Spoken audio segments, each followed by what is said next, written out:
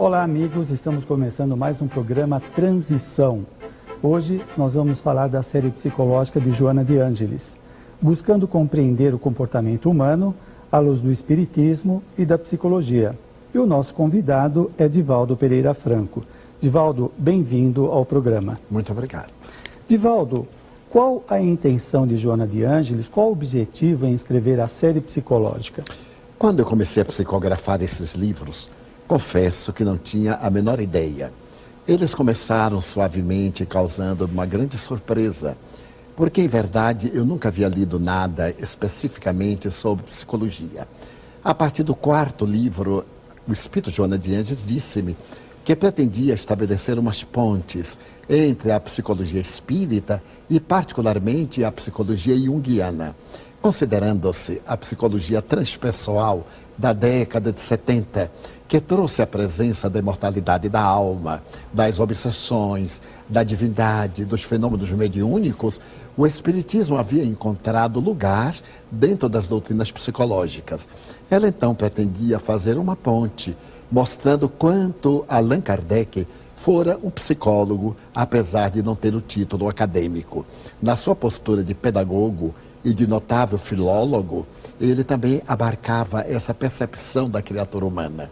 Então, ao escrever esses livros, o seu intento é convidar os espíritas a mergulharem mais profundamente nas psicologias com a alma, a partir de Jung, a partir de Viktor Frankl e de Bert Hellinger, o psiquiatra, para poder entender-se melhor a vida dentro de um plano mais amplo, mais favorável aos conhecimentos contemporâneos.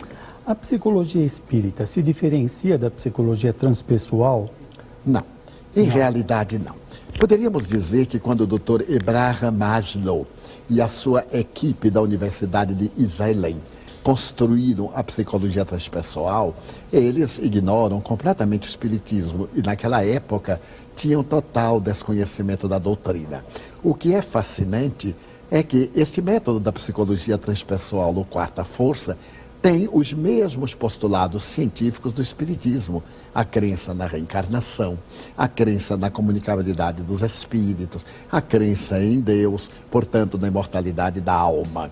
Allan Kardec, no entanto, na psicologia espírita, apresenta uma filosofia de comportamento admirável, que nós vamos encontrar na psicologia como propostas de conduta, de relacionamento, para poder proporcionar um estado de bem-estar emocional e psíquico à criatura humana.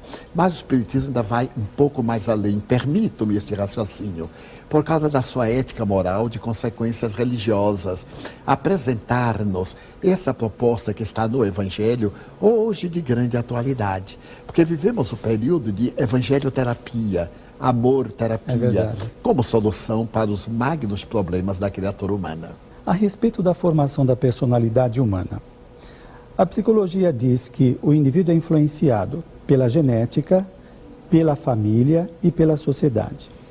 E Joana de Ângelis, no livro Amor, Imbatível Amor, ela diz: o ser é a soma de muitas reencarnações, nas quais esteve na condição de personalidades transitórias, cujos conteúdos foram-lhe incorporados.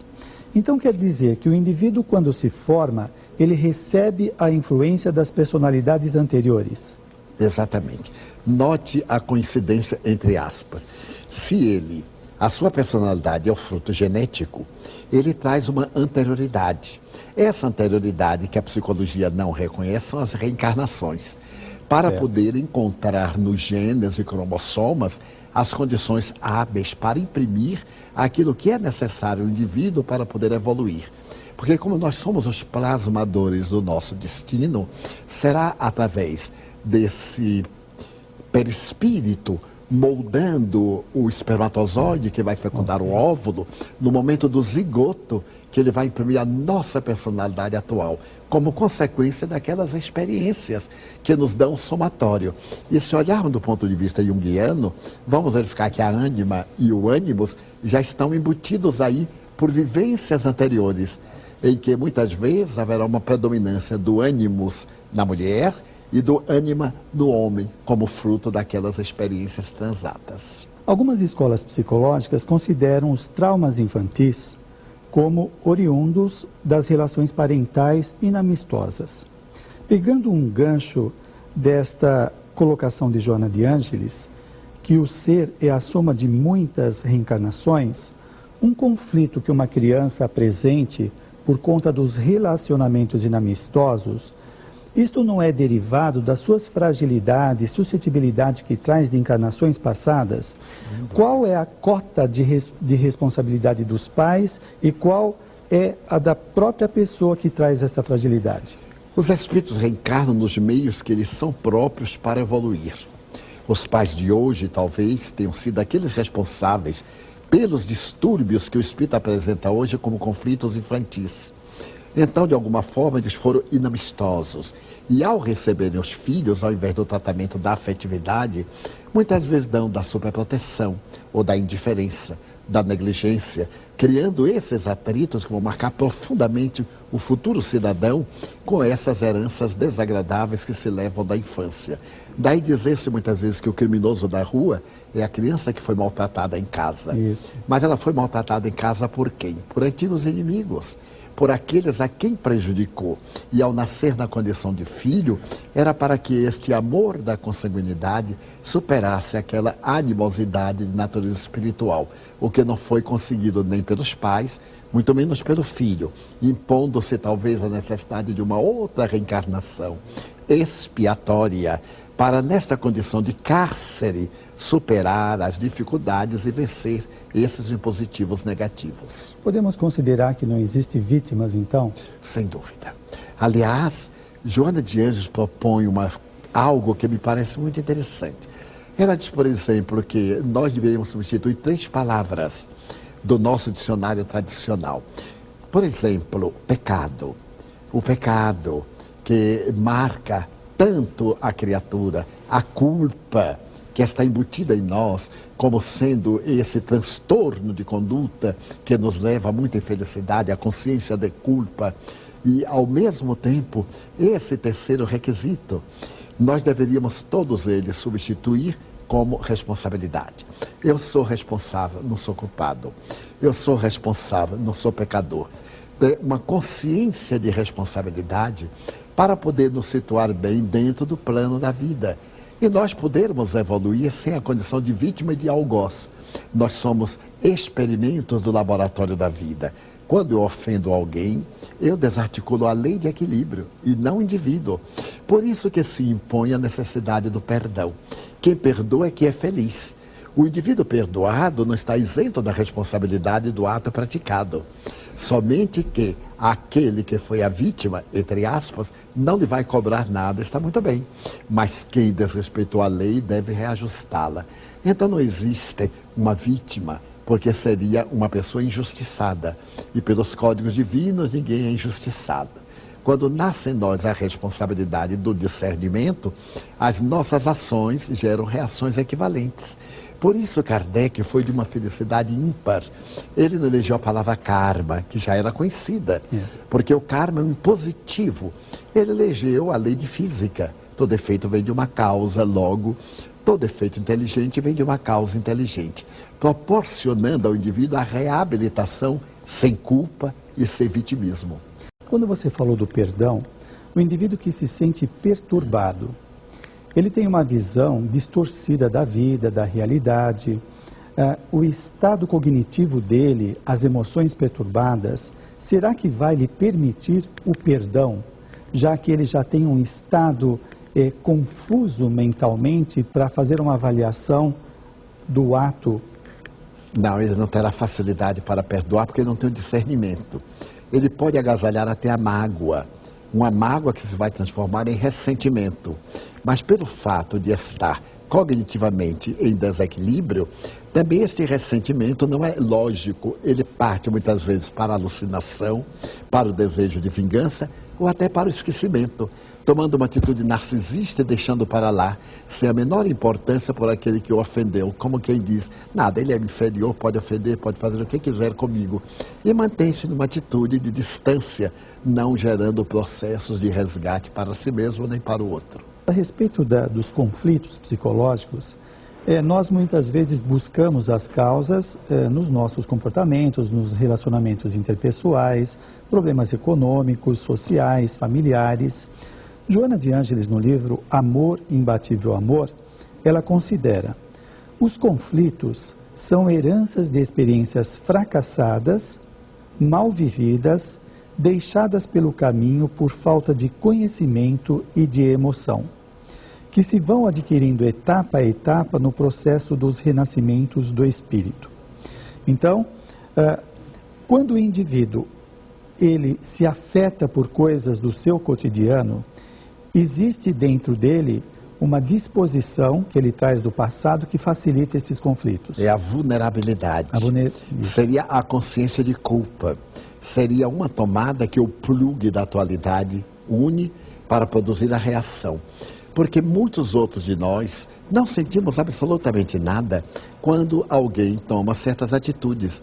No entanto, esses que são susceptíveis aos ressentimentos, a essa sensibilização exagerada, é porque eles já têm uma predisposição, que é, na experiência fracassada, a lembrança hoje como sendo um processo de evitar que aconteça um medo inconsciente. Porque toda vez que se apresenta a situação, ele reage, quando poderia agir, diluindo aquele fator conflitivo ou conflituoso de uma maneira tranquila, não valorizando demasiadamente, não sobreestimando a situação. Nós temos uma tendência ancestral de valorizar muitas coisas negativas. Estamos, por exemplo, em uma reunião social. Estão 500 pessoas gentis. Basta alguém amistoso nos olhar, aquelas 500 pessoas não valem nada. E nós vamos dar valor a esse que, afinal, não tem nenhum vínculo conosco. Eu tenho aprendido com Joana de Ângeles, nos seus estudos psicológicos, a não valorizar esse mal. As pessoas dizem, mas bem, ele me olhou com animosidade. Mas o problema é dele. Porque outros nos olharam com tanta simpatia. Será que não vale aqueles que são nossos amigos, nossos familiares, que nos amam, e nós vamos ficar presos exatamente a esse indivíduo? Isso ocorre muito nas conferências. O orador, nós que estamos sempre de frente, olhamos as reações dos indivíduos. Basta ter alguém que o professor Dr. Júlio César chamava de tirolês, aquela pessoa que não tem emoção, para a gente querer dobrar a pessoa. No fundo, é uma vaidade nossa querer que o outro concorde. Às vezes eu vejo uma pessoa fria, que não reage, não dou importância, os outros estão reagindo muito bem, eu vou instrumentalizá-los, dirijo-me a eles e salto este, que muitas vezes é o indivíduo que está passando mal, está de mal consigo mesmo, e então ressuma aquele mal-estar e nós nos contagiamos, porque valorizamos o lado negativo. Você falou da culpa, e Joana de Ângeles vai dizer, no livro Momentos de Consciência, que a culpa também é uma catarse. Parece que gera uma incoerência interna do ato cometido, dos pensamentos, contra os seus valores. E a consciência não suporta ficar com esta divergência, incoerência, então ela tem que fazer essa catarse. É o conflito do ego com o self. O self é a realidade profunda, não é, que vem diretamente, digamos que, do arquétipo primordial. O ego é a construção temporária. E o ego é muito susceptível a todos esses conflitos, porque ele, de alguma forma, quer retratar a consciência. Então, nesse eixo ego-self, para o indivíduo poder harmonizar-se, ele tem que pôr para fora a culpa. É uma maneira de, pela catarse, ele libertar-se de um conflito que o atormenta, mesmo que ninguém saiba, porque o grande drama é que ele sabe. Esse aqui é o conflito pior. Quando alguém pratica o mal e outro vem e me conta, eu digo, não se preocupe, a consciência é um juiz implacável. Então Allan Kardec pergunta na questão 621 do Livro dos Espíritos, onde está escrita a lei de Deus? Na consciência. Aonde vamos, levamos a consciência.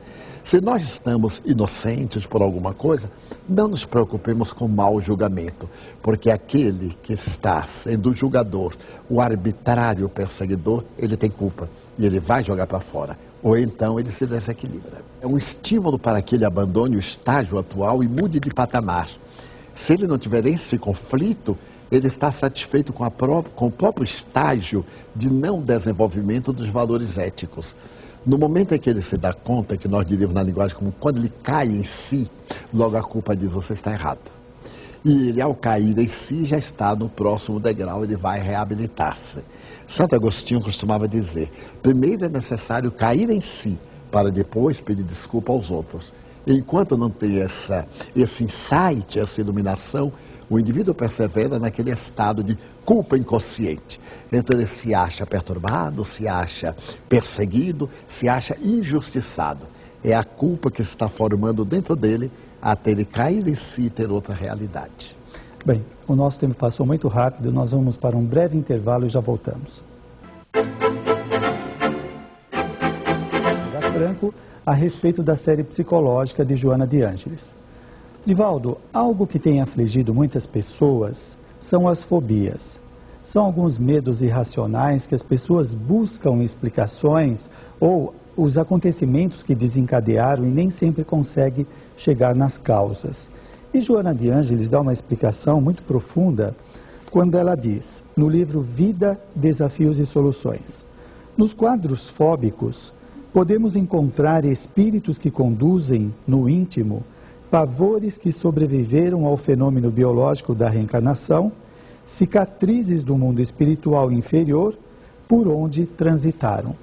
Então, este medo irracional, que não se acha uma causa atual, estão nestas vivências fora do corpo. Sem dúvida, antes, em outras encarnações. O professor Mirei Lopes assevera que mesmo os organismos unicelulares apresentam essa expressão do medo. E Joana sempre fala que o nosso medo está radicado nas heranças do passado, quando éramos homens primitivos. Naquele estágio dos hominídeos, a natureza ameaçadora sempre criava situações de pavor. Nós não sabíamos digerir os acontecimentos. Então, o medo da escuridão, o medo dos acontecimentos, o medo dos fenômenos sísmicos, o medo das feras, o medo das outras tribos, o medo da morte, o desaparecimento dos indivíduos de um para outro momento. Então, através das sucessões, pela hereditariedade, pelo inconsciente coletivo de Jung, nós trouxemos este medo até esta realidade. Como consequência, nós estamos dentro de um conjunto em que as coisas tomam um corpo muito exagerado e facilmente nós nos perturbamos sem saber como trabalhar todas essas situações penosas que se refletem hoje nessas manifestações que estão em nosso inconsciente e que muitas vezes ilógicas, pela aparência com que se apresentam hoje, os fenômenos fóbicos, eles têm uma razão anterior. Por exemplo, o medo de baratas, que não tem nenhuma lógica, né? O medo de borboletas, o medo de gatos e etc. Sobre as baratas, Joana de Ângeles falou de uma coisa curiosa. No passado, era muito comum a catalepsia ser considerada morte. Como não havia uma forma de avaliar a parada cardíaca profunda, colocava-se um espelho e, como não havia a eliminação do gás carbônico, se acreditava que o indivíduo estava morto e despertava na tumba. Ao despertar na tumba, o pavor era de tal natureza, a decomposição cadavérica que viria depois, que vai criar a claustrofobia na atualidade. Então aqueles insetos que estavam ali dentro e que muitas vezes o espírito viu e não pôde sair,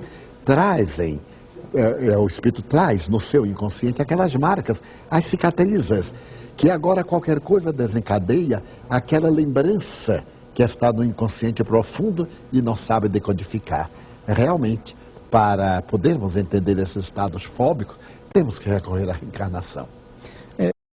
Você falou do inconsciente, e Jung vai propor que o indivíduo tome contato com a sua sombra e com o inconsciente também. E Joana de Ângeles, no livro Vida, Desafios e Soluções, fala dessa necessidade de tomar contato, mergulhar no inconsciente, para o indivíduo sair dos seus transtornos neuróticos. Como entrar em contato com o inconsciente? Através da meditação. Procurar criar as imagens interrogativas do quem sou eu. Invariavelmente nós estamos procurando saber o que serei. O vir a ser, que aliás é uma proposta da psicologia. Algumas correntes não querem nada saber com o passado, mas a psicologia espírita propõe que nós procuremos ver onde estão as causas dos nossos problemas.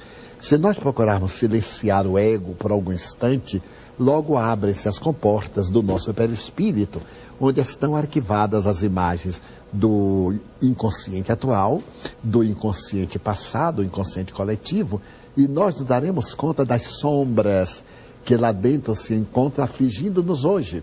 A sombra, aliás, ainda na opinião de Joana de Ângeles, é uma presença necessária por enquanto, principalmente quando nós vamos atingir a sombra dourada, quando saímos do passo da sombra densa, que é caracterizada pelo pavor, pelo medo, pela ignorância, para o conhecimento.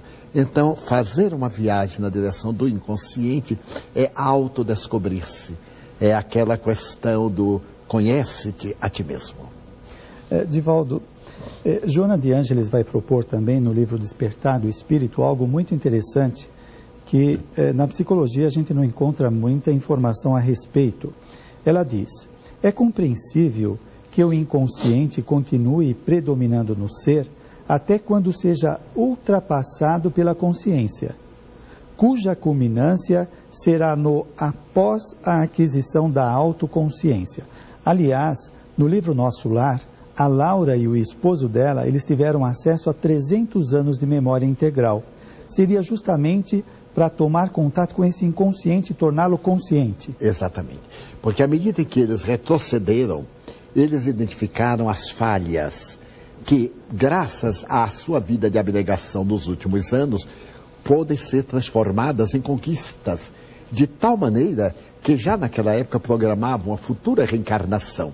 E eu acredito que estão reencarnados hoje, segundo informações pelo Estado de São Paulo, na condição de paz de um emérito espírito que está de volta para servir à humanidade. Então eles atingiram a autoconsciência, que seria o estado luminoso da proposta de Jung. Porque enquanto o indivíduo não faça este retrospecto para poder lixar as protuberâncias de seus equívocos, ele estará sempre em conflito. O ego estará sempre em conflito com o self. Mas à medida que ele considere de uma posição de autoconsciência que aquilo foi perfeitamente natural, foram conquistas por meio de determinados equívocos que se transformaram em êxito, então vem lentamente a harmonia e o indivíduo desfruta de plena paz. Divaldo, no século passado, a inteligência foi muito privilegiada. E há pouco tempo nós entramos em contato com a emoção como algo muito importante no comportamento. A partir do livro do Daniel Goleman, por exemplo, falando sobre a inteligência emocional. Qual a importância do amor para a saúde psíquica? Fundamental. Porque o amor é um alimento. Nós somente amamos quando atingimos um estado de maturidade psicológica.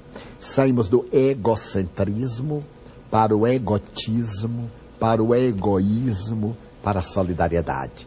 Então, os espíritos me contaram que por volta de 1840, o pai do positivismo criou a palavra altruísmo, exatamente para contrapor-se ao egoísmo. Será, portanto, uma saída daquele materialismo dialético frio, da predominância hedonista, para a solidariedade humana. Com o amor, nós conseguimos, então, compreender a vida. Nasce um sentimento profundo de tolerância. E este amor nos vai levar à busca também da inteligência, pelo caso do auto-amor. À medida que eu me amo, eu procuro melhorar-me cada vez mais, progredir, estabelecer programas de auto-iluminação. Então, o amor é a base para a inteligência. E Allan Kardec nos revela isto muito bem. Quando o Espírito de Verdade diz: espíritas, amai-vos.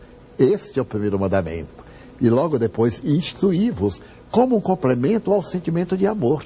Por muito amardes, os vossos pecados serão perdoados. Isto é, não serão considerados. Não é o perdão aqui de apagar. É que o muito amor produz o bem. E aquilo que foi equívoco está superado pelo bem. Aprendi com os espíritos outra coisa muito curiosa. Nós não reencarnamos para pagar, para sofrer. Nós reencarnamos para reparar, para reeducar. E o bem que fazemos anula o mal que fizemos. É a proposta de Jesus e da doutrina espírita. Fora da caridade não há salvação. Por quê? Porque a caridade, o amor, na sua expressão mais elevada, é o amor que se doa. Falando de amor, Divaldo, o que é o amor-terapia? Quando, por exemplo, nós distribuímos o sentimento de amor, nós superamos quaisquer resquícios daqueles fatores que levam a transtornos de comportamento. Quando, por exemplo, falamos que o amor é terapêutico, é porque ao amar nós somente desejamos o bem. Então nós criamos condições psíquicas para a produção de dopamina, a substância da alegria, para a serotonina, para a noradrenalina, porque não há nenhuma constrição perturbadora nas nossas sinapses cerebrais. Então o amor é esta fonte vitalizadora que se irradia por todo o nosso sistema circulatório, no qual está impresso o nosso perispírito. Divaldo, o que Jesus representa na psique humana, na saúde psíquica do indivíduo? É o arquétipo mais sublime que nós temos, porque esta herança arquetípica de Jesus superou todos os arquétipos das velhas mitologias, principalmente no Ocidente. Nós que somos herdeiros da rica mitologia greco-romana, tão romântica, o arquétipo Jesus, representando uma realidade, porque aquela mitologia era simbólica, vai nos servir aquela mitologia para entender os conflitos, e Jesus como terapeuta para solucionar os conflitos. Divaldo, a psicologia vai considerar a integração da personalidade quando o indivíduo deixa de fazer projeções, de atribuir aos outros os seus sofrimentos, quando ele toma contato com a sombra, quando ele vai integrando as várias partes dispersas da personalidade. E aí o indivíduo vai se individuar, como propõe o Jung. A minha pergunta é, basta apenas o indivíduo fazer essa integração? Não é preciso fazer o bem ou gerar karma positivo? Sem dúvida. Porque à medida que ele vai fazendo a integração, ele vai descobrir que ela é impossível solitária. Porque nós somos uma célula do organismo social. A célula tem naturalmente a sua memória de reprodução. Mas para a individuação é necessário também que haja a necessidade, é necessário que haja a cooperação daqueles que participam da nossa vida. O bem que nós fizermos faz-nos bem.